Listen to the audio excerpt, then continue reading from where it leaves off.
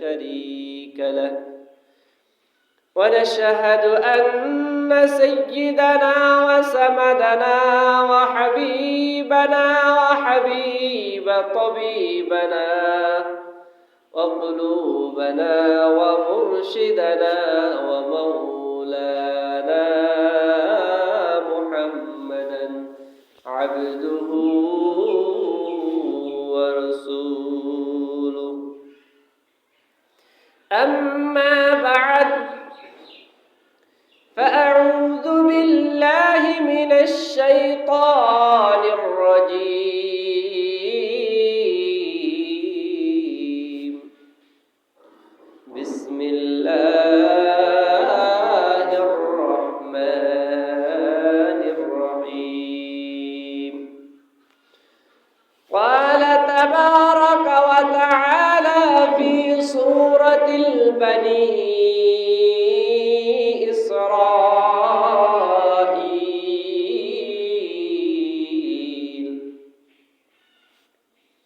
سبحان الذي أسرى بعبده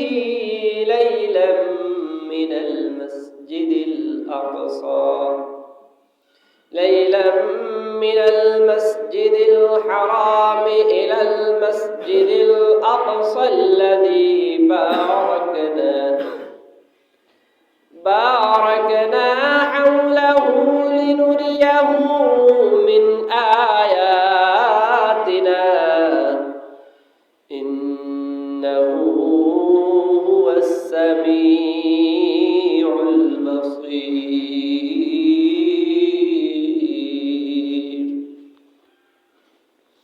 وآتينا موسى الكتاب وجعلناه هدى لبني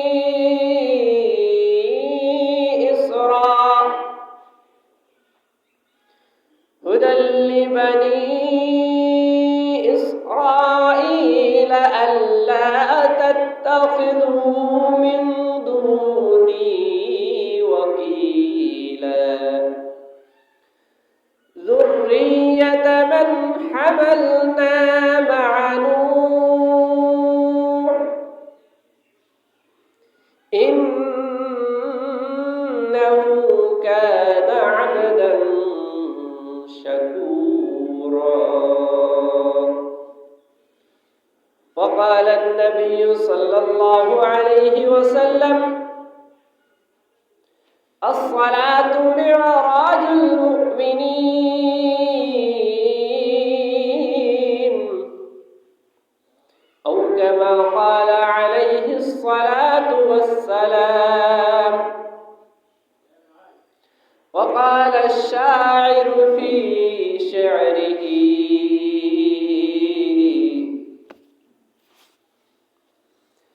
हजर में शजर में तेरे रंग बू है हजर में शजर में तेरे रंग बू है जिधर देखता हूँ मैं उधर तू ही जिधर देखता हो मैं उधर तू ही وقال تبارك وتعالى في شان حبيبه محمد صلى الله عليه وسلم يا أيها الذين آمنوا صلوا عليه وسلموا تسليما اللهم صل على محمد وعلى آل محمد كما صليت على إبراهيم وعلى آل إبراهيم إنك حميد مجيد الحمد لله সম্মানিত এলাকাবাসী শ্রদ্ধে মুরব্বী বাবারা, পর্দার আড়ালে মা ও বোনেরা, সকলের প্রতি রইল অন্তরস্থল থেকে সালাম ও দোয়া। সবাই আবার বলি আলহামদুলিল্লাহ। আল্লাহ তাআলার নিয়ামতগুলি যে আমরা পাই, প্রত্যেকটা মুহূর্ত, প্রত্যেকটা ফুরসত, প্রত্যেকটা সুযোগটাই আল্লাহ তাআলার একটা নিয়ামত। কি বলেন? আজকে দেখেন আমাদের তো মনে হচ্ছে না, অনেক আল্লাহর বান্দা অন্তরের অন্তঃস্থল থেকে চেষ্টা করতেছে যে হাই হাই আমাদের মহল্লার মসজিদে যদি এখন তো নামাজ পড়তে পারতাম। এরকম অবস্থা কি মানুষের হয় কিনা বলেন? হয় না? শত চেষ্টা করেও কি নিজের মহল্লায় আসার সম্ভাবনা, সুযোগ পায় না। এরকম হয় কিনা বুঝতে পারতেছেন না মনে হয়। হয়। কিভাবে বলতেছি? বেশি দূরের কথা না, এই যে আমাদের মিজান ভাইয়ের কথাই বলি। মিজান ভাই তো প্রবাসে গিয়েছিল, সকলের মুখের হাসি ফুটানোর জন্য গিয়েছিল না? কিন্তু তার জন্য, সে তো হাসি ফুটাইতে গিয়েছে, কিন্তু তার জন্য তো কান্নার রোল পড়ে গেল, গেল কিনা? তা সে তার সব থেকে বড় আশা কি ছিল? যে আল্লাহ এই মুহূর্তে আমার নিরাপত্তার জিন্দেগি দান করো। ছিল কিনা বলেন? কথা কর না, ছিল না?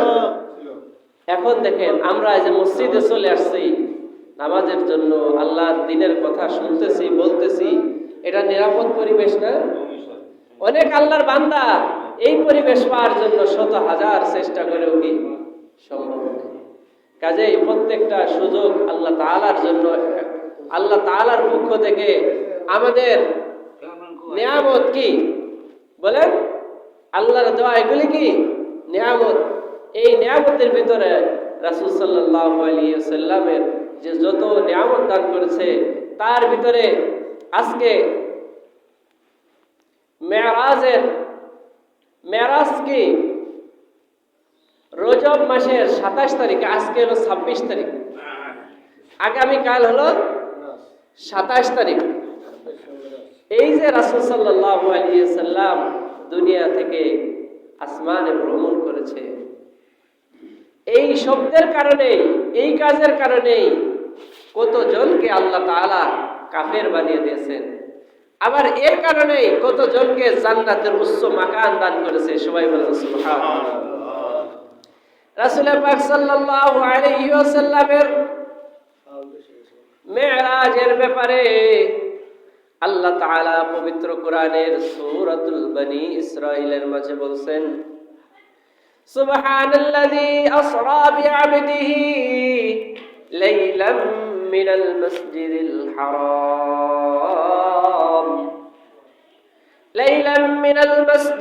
হারাম ইলাল মাসজিদিল আকসাল্লাযী বারাকনা হাওলাহু লিনুরিয়াহু মিন আয়াতিনা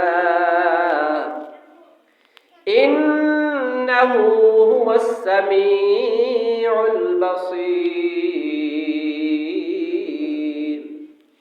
আল্লাহ পাক রব্বুল আলামিন সূরাতুল বনী ইসরাঈলের প্রথম নম্বর আয়াত, কয় নম্বর আয়াত বলেন? 1 নম্বর আয়াতেই, 1 নম্বর আয়াতেই বলছেন, পবিত্র সেই সত্তা যিনি তার বান্দাকে মসজিদে হারাম থেকে নিয়ে মসজিদে আকসা পর্যন্ত ভ্রমণ করিয়েছে। লাইলাম মিনাল মাসজিদিল হারাম ইলাল মাসজিদিল আকসা, এক রাত্রেই কি করেছেন? মসজিদে হারাম বাইতুল মুকাদ্দাস থেকে নিয়ে বাইতুল্লাহ অর্থাৎ কাবা ঘরের থেকে নিয়ে আল্লাহ তাআলা বাইতুল্লাহ মসজিদে আকসা পর্যন্ত, ফিলিস্তিনের মসজিদ পর্যন্ত ভ্রমণ করিয়েছে, যেখানে সব 1 সপ্তাহের পথ। সেখানে কিভাবে এক রাত্রে মসজিদে আকসা থেকে নিয়ে মসজিদে হারাম পর্যন্ত আল্লাহ তাআলা ভ্রমণ করাইলেন।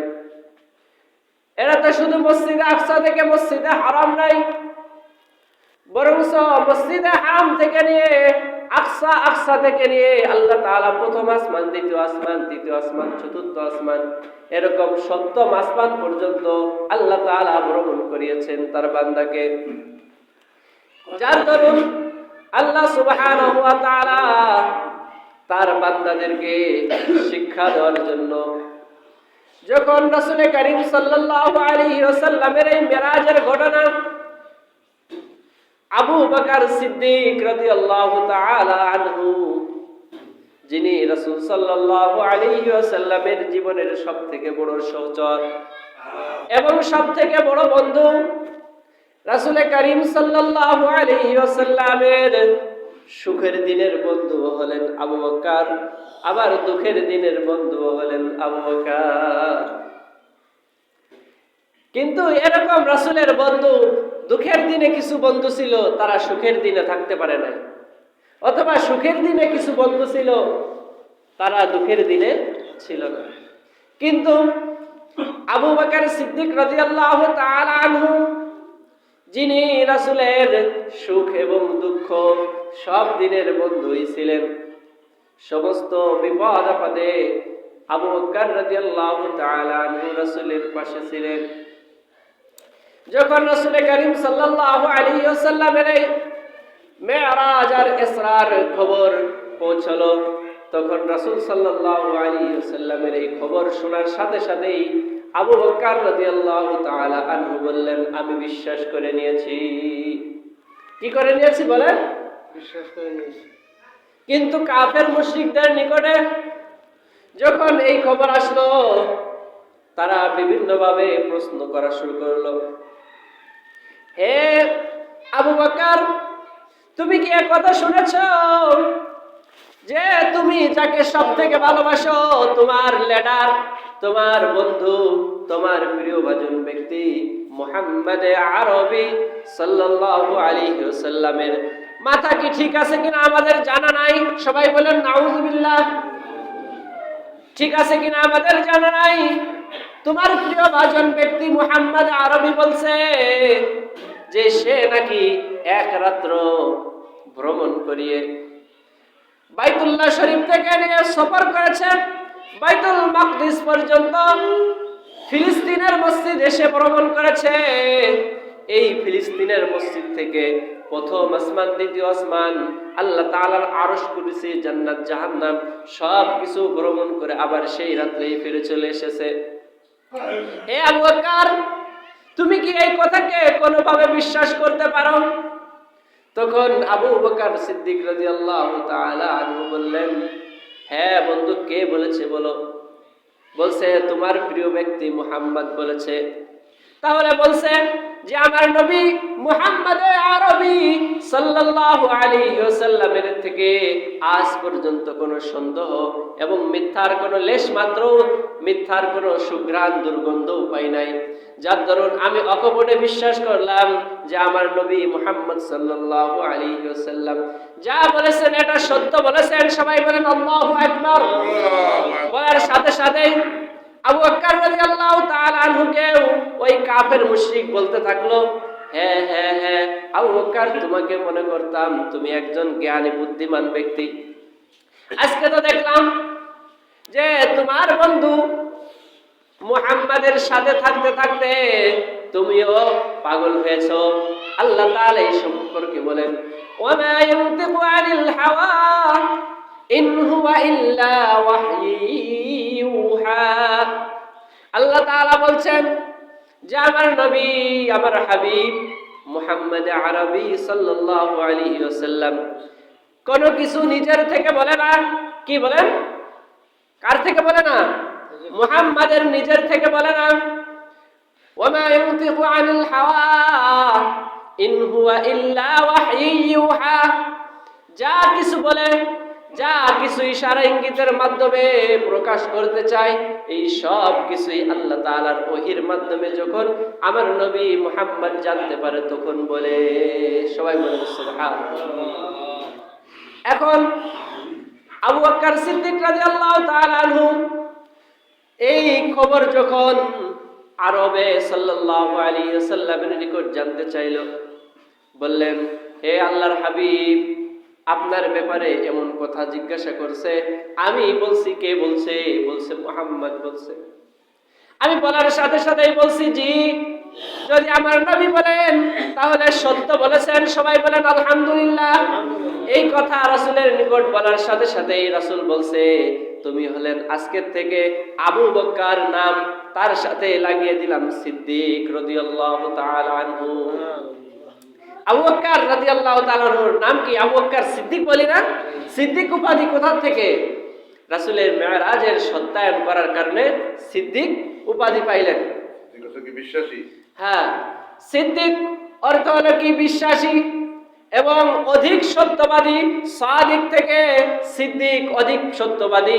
যে আবু বকর তুমি যে কথা সত্যায়ন করেছো এটা 100% সত্য। তখন এরপরে রাসূল সাল্লাল্লাহু আলাইহি ওয়াসাল্লামের যে মেরাজ হয়েছে, মেরাজের ব্যাপারে আল্লাহ তাআলা বলছেন, আমার বান্দা আমার নবী মুহাম্মদ সাল্লাল্লাহু আলাইহি ওয়াসাল্লাম এক রাত্রে যে ভ্রমণ করেছে, আসরা বিআবদিহি লাইলাম মিনাল মাসজিদিল হারাম ইলাল মাসজিদিল আকসা বারাকনা হাওলাহু লিনুরিয়াহু মিন আয়াতিনা।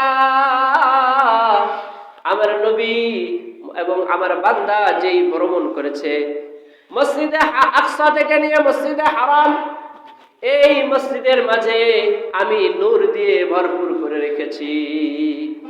মসজিদে হারাম এবং মসজিদে আকসার সাইডে কি আছে? আল্লাহ তাআলার অজস্র নূর আর রহমতে ভরপুর। সবাই বলেন আলহামদুলিল্লাহ। এই জন্য রাসূল করিম সাল্লাল্লাহু আলাইহি ওয়াসাল্লামের হাদিস আছে, যেই আল্লাহর বান্দারা আল্লাহর ঘরকে তাওয়াফ করবে, হজ্জে বাইতুল্লাহ করবে, রাসূলের জিয়ারত করবে, কবরকে, রওজাকে, এই রওজা জিয়ারত করার পরে এই বান্দারা দুনিয়াতে আর কোনোদিন অভাবগ্রস্ত হবে না। সবাই বলেন আলহামদুলিল্লাহ। তাহলে হজ করলে কি মানুষ দরিদ্র হয় নাকি ধনী হয়? বলেন তো। ধনী হয়। আমরা বলতে অনেকে কষ্ট পাচ্ছি, ভয় পাচ্ছি। আরে আল্লাহর রাসূলের কথা। হ্যাঁ, দেখেন দুনিয়াতে এমন কোন স্যাম্পল দেখাই দিতে পারবেন যে আল্লাহর বান্দারা সঠিকভাবে হজ পালন করছে, এই হজ পালন করার পরে লক্ষ লক্ষ টাকা খরচ হয়েছে না?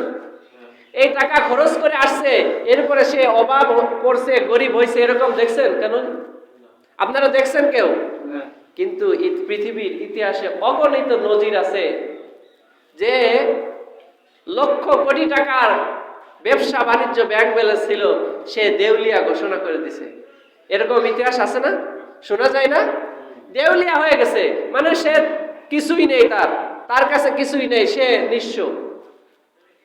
কাজেই রাসূল করিম সাল্লাল্লাহু আলাইহি ওয়াসাল্লামের মিরাজের ব্যাপারে আল্লাহ তাআলা বলছেন, আল্লাযী বারাকনা হাওলাহু লিনুরিয়াহু মিন আয়াতিনা।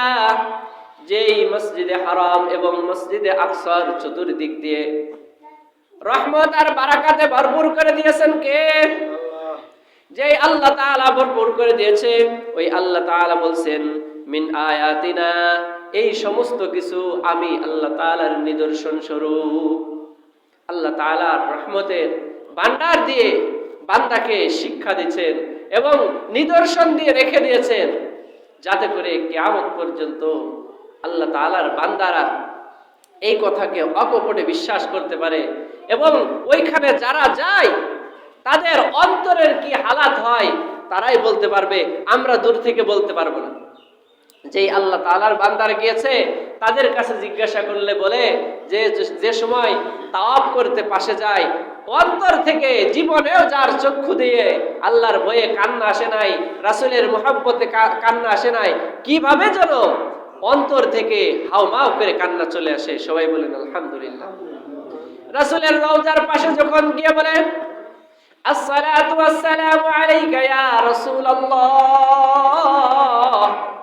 আসসালাতু ওয়াসসালামু আলাইকা ইয়া হাবিবাল্লাহ, হে আল্লাহর রাসূল, হাজার হাজার কিলোমিটার দূর থেকে অন্তরের অনেক বড় আশা এবং আকাঙ্ক্ষা ছিল আপনার সাথে সাক্ষাৎ করব, কিন্তু তো সাক্ষাৎ করা সম্ভব নয়। আল্লাহ তাআলা যতটুকু তৌফিক দান করেছে, আমি সেই তৌফিক অনুযায়ী, সাধ্য অনুযায়ী আপনার রওজার পেশে এসে সালাম দিতেছি, আপনি আমার সালামের জবাব দেন। আসসালাতু ওয়াসসালামু আলাইকা ইয়া রাসূলুল্লাহ বলার সাথে সাথেই যেই বান্দারা হজ করতে যায় তাদের কাছে জিজ্ঞাসা করেছি, তারা বলে, আরে ভাই, আরে বন্ধু, যখন আসসালাতু ওয়াসসালামু আলাইকা ইয়া রাসূলুল্লাহ ইয়া হাবিবাল্লাহ বলে সালাম দেই, দেওয়ার সাথে সাথে অন্তরের ভিতরে সাক্ষী দেয় দুনিয়ার থেকে কি যেন এক হারিয়েছি, কি এক মহা শূন্যতা যে আমার অন্তরে আছে, সেই শূন্যতা কিভাবে পুরা করব? একমাত্র শুধুমাত্র পুরা হবে রাসূলের যদি দর্শন করতে পারি, রাসূল সাল্লাল্লাহু আলাইহি ওয়াসাল্লামের যদি সরাসরি সাক্ষাৎ করতে পারতাম, তাহলেই যেন অন্তরের চাহিদাটা পুরা হইতো। সবাই বলেন সুবহানাল্লাহ। এটা হলে কিসের জোশ জানেন? ইমানের। কি এই যে ইমানের জোশের কারণে বান্দা কি হয়? নেক কাজের প্রতি উৎসাহিত হয়। যে ইমানের জোশের কারণে বান্দা গুনাহ থেকে বাঁচতে পারে, যে ইমানের শক্তির কারণে বান্দা সমস্ত বাধা বিপত্তিকে ছেড়ে দিয়ে হারাম থেকে বাঁচতে পারে, বান্দা সমস্ত প্রকার চাহিদাকে বিসর্জন দিয়ে হালালের উপর অটল থাকতে পারে। আজকে দেখেন, যেই সমস্ত বান্দারা হালাল উপার্জন করে, হালাল কাজ করে, হালালের উপর জমে থেকে জীবনটা কোন রকম চালায়, কোন রকম তো আমরা বুঝি না। ডাল হইলে ডাল খায়, ভাত হইলে ভাত খায়, লবণ হইলে লবণ খায়। হ্যাঁ, যেদিন মাছ ধরতে পারে, উপার্জন করতে পারে, মাছ খায়, না হইলে কি এমন সময় আছে না খেয়ে থাকে।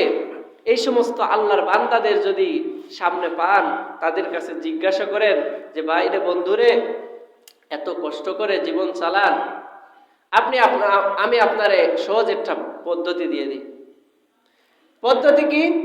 এত কষ্ট করেন, আমার সহ্য হয় না, আপনারে আমি 10,000 টাকা দেই, এই টাকা দিয়ে আপনি কি করেন? একটা ব্যবস্থা করেন।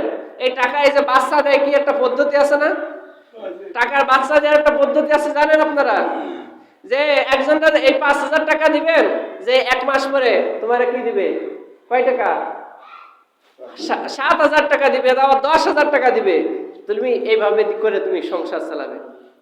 এই বান্দারে তুমি গোপনে জিজ্ঞাসা করে দেখেন, তারপরেও রাজি হবে না, বলে না, আমি যেভাবে আছি এভাবেই চলতে থাকি, কিন্তু এই যে উপার্জন আমাকে শিখাই দিচ্ছেন, এটা কুশের প্রথা, সুদ প্রথা, এই প্রথার মাধ্যমে আমি যদি আমার শরীরকে সুস্থ করি, আমার শরীরকে মোটা তাজা করি, এই শরীরকে তো আমি জাহান্নামে যাওয়ার জন্য উপযুক্ত করলাম। সবাই বলেন নাউজুবিল্লাহ।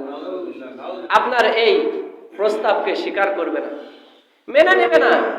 কারণ কি? যে আমি যদিও দুনিয়াতে কষ্ট করি, এই কষ্টটা আমি আখিরাতে পাবো না। যেদিন ফি নারি জাহান্নাম খালিদিনা ফিহা আবাদা, আল্লাহ তাআলার পক্ষ থেকে ঘোষণা হয়ে যাবে যে, হে আল্লাহর বান্দা, যেই সমস্ত আমার বান্দারা দুনিয়াতে আমার হুকুম মানে নাই, দুনিয়াতে হালালকে হালাল বলে নাই, হারামকে হারাম বলে নাই, বরঞ্চ যখন যা পেয়েছে এরকম কুত্তা শিয়ালের মতো কোনটা সঠিক কোনটা বেঠিক, চতুষ্পাদ জন্তুর মতো কোনটা ভালো কোনটা মন্দ তাদের বুঝ জ্ঞান নাই। বরঞ্চ আপনি একটা ছাগল ছেড়ে দেন, ছাগলকে কাঁঠালের পাতা আপনার ঘরে রেখে দিয়েছেন, সেটাও সে খাবে। আরেকজনের একটা গাছ সুন্দর মতো পরিচর্যা করে রেখেছে, যেটার কাছে গেলে সে মারধর করবে, সেটাও সামনে পাইলে সে খাবে। কোনটা আপন কোনটা পর সে বুঝে না, কোনটা হালাল কোনটা হারাম সে বুঝে না। যেই সমস্ত আল্লাহর বান্দারা এই চতুষ্পদ জন্তুর মতো, চতুষ্পদ প্রাণীর মতো হালাল হারাম না মেনে নিজের ইচ্ছা মতো উপার্জন করবে, ইচ্ছা মতো খাইবে, ইচ্ছা মতো করবে, ইচ্ছা মতো ভোগ বিলাস করবে, এই সমস্ত বান্দাদের ঠিকানা হবে ফি নারি জাহান্নাম খালিদিনা ফিহা আবাদা। যেখানের ব্যাপারে রাসূল হাবিব সাল্লাল্লাহু আলাইহি ওয়াসাল্লাম মেরাজের রাতে ভ্রমণ করেছে, ভ্রমণ করে রাসূল সাল্লাল্লাহু আলাইহি ওয়াসাল্লাম বান্দাদেরকে, উম্মতদেরকে জানিয়েছেন, হে আমার উম্মতেরা, আল্লাহ তাআলা আমাকে জাহান্নাম ভ্রমণ করিয়েছে, জাহান্নাম ভ্রমণ করার পরে আমি দেখেছি জাহান্নাম থেকে এরকম মানুষদেরকে, যেই সমস্ত মানুষরা হালাল উপার্জন করতে বুঝতো না কিন্তু হারামকে অধিক বেশি পছন্দ করত, এই সমস্ত মানুষদের ঠিকানা হয়েছে জাহান্নাম। রাসূলে হাবিব সাল্লাল্লাহু আলাইহি ওয়াসাল্লাম বলছেন, আমার তো ভয় হয় যে আমাকে যখন জাহান্নাম ভ্রমণ করতে পাঠাইলেন, জিবরাইল আলাইহিস সালাতু ওয়াস সালামের সঙ্গী হয়ে আমি গিয়েছি। যাওয়ার পরে আমি যে দেখি দুনিয়ার যত শান শৌকত চাকচিক্য, দুনিয়ার যত বেশি নাজ নিয়ামত, দুনিয়ার যত চাহাত, গান বাজনা, মানুষের অন্তরের ফুর্তি, এই সব কিছু দিয়ে জাহান্নাম সাজানো রয়েছে। আমি দেখে বলছি, লা হাওলা ওয়ালা কুওয়াতা ইল্লা বিল্লাহ, আমার তো উম্মতদের একটাও তো এমন মনে হয় না যে এই সমস্ত গুনাহ থেকে তারা বাঁচতে পারবে। আর এই গুনাহ থেকে যদি না বাঁচতে পারে তাহলে তো অবশ্যই অবশ্যই জাহান্নামে চলে যাবে। কাজেই এখন থেকে আমাদের প্রস্তুতি গ্রহণ করার প্রয়োজন আছে কিনা বলেন? আছে। হ্যাঁ, দেখেন শয়তানে কলাম আমাদের কুমন্ত্রণা দিতে থাকে। কি বলেন? শয়তানে বুঝাইতে থাকে, আরে তোমার ঘর বাড়ি এত দুর্বল, তুমি আর কতদিন হালাল উপার্জন করবা? ওই যে যাদের ঘর বাড়ি বড় বড় আছে তাদের দিকে তাকাও, তারা কিভাবে এইগুলি করছে সেই পদ্ধতি গ্রহণ করো। এই বুদ্ধি আর ব্রেন যখন শয়তানে দিয়ে দেয়, আর এই অনুযায়ী যে ব্যক্তি চলে, ওই ব্যক্তি কে শয়তান কি জান্নাতে দেওয়ার পথ বুঝাই দেয় নাকি জাহান্নামে দেওয়ার? বলেন তো। জাহান্নামে যখন কিয়ামতের দিন আল্লাহ সুবহানাহু ওয়া তাআলা বান্দাদেরকে বলবে, জাহান্নামে যাইতে বলবে, ফেরেশতারা জাহান্নামের দিকে নিয়ে যাবে, তখন বান্দারা বলবে, হে আল্লাহ তাআলার ফেরেশতা, আমরা তো জাহান্নামে আসি নাই, আমাদেরকে তো এই শয়তানে বিভিন্ন পথ দেখিয়ে আমাদের জাহান্নামের দিকে নিয়েছে। তখন শয়তানকে ডাকা হবে, শয়তান এসে বলবে, ইয়া রাহমাতাল লিল আলামিন, ও আল্লাহ, যেই বান্দারা আমার দোষ দিতেছে, আমি তাদেরকে কুমন্ত্রণা দিয়েছি, খারাপ কাজের পথ দেখিয়েছি, এই বান্দারা কি আমাকে কখনো দেখেছে? আমরা কি শয়তানকে কোনোদিন দেখছি? কিন্তু দোষ দেওয়ার সময় তো ঠিকই দেই, যে শয়তানে কি করে আমাদের খারাপ পথ দেখায়।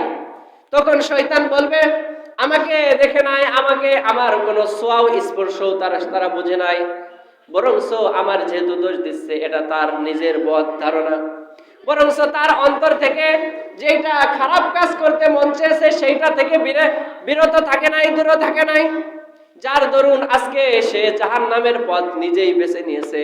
কাজেই সে যার জাহান্নাম সেই শাস্তি ভোগ করবে, আমি তার থেকে পবিত্র। কাজেই আল্লাহ সুবহানাহু ওয়া তাআলা আমাদের সকলকে সমস্ত প্রকার অজুহাত থেকে বেঁচে আল্লাহ তাআলার হুকুম এবং তার রাসূল সাল্লাল্লাহু আলাইহি ওয়াসাল্লামের তরিকা অনুযায়ী জীবনকে গঠন করার তৌফিক দান করে। সবাই বলি আমিন। ওয়া আখির দাওয়ানা আনিল হামদুলিল্লাহি রাব্বিল আলামিন।